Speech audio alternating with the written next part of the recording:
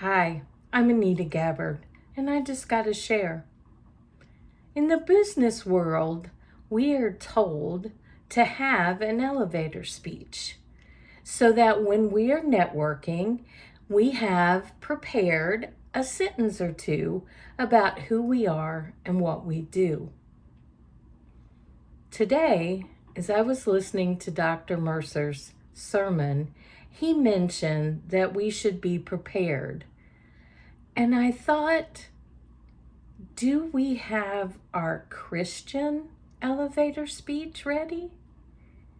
But in this case, we tell who Jesus is and what he has done.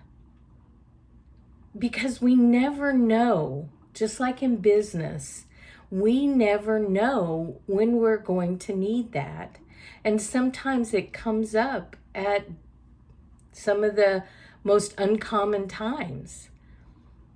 For instance, I had gone out to my mailbox, and it's one of the community mailboxes that everyone shares.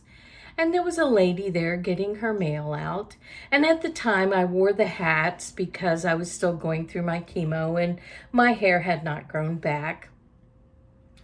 And she looked at me and she said, "Excuse me, do you wear that hat for a reason?" And so I shared with her that I had cancer and that I wore it because my hair had fallen out. And she said, "Well, can you tell me in a sentence or two about what you went through?" And so at first I said, "Take one day at a time." And then she told me that she was waiting on her biopsy and she wasn't sure whether or not she had breast cancer. And she was just curious. And she started to walk away. And I said, "Are you a believer?" And she turned around and she said, "No." And I said, "Well, I'm not going to preach at you, but I will tell you that without the Lord, I could not have done this.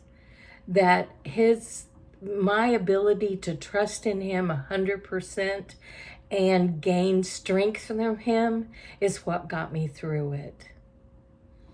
And so she talked a little bit more and then she walked away.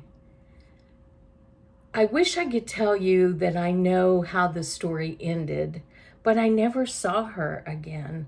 I looked for her. I wanted to find out. I wanted to maybe continue our conversation, but I didn't get a chance to do that. And, in the Bible it says that some of us sow the seeds, some of us water, and some of us harvest. So I guess my role that time was just to sow the seed. And that's okay, because someone else may come along and do the other parts, as the Bible says. So it just really makes me think that we need to be prepared, just like in business, to have that elevator speech. But this Christian elevator speech should be who Jesus is and what he does.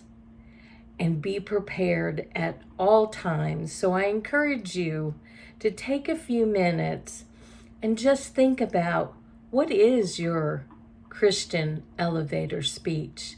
And just prepare that so that when God brings someone into your life, even if it's just to sow that seed, that you have something to say.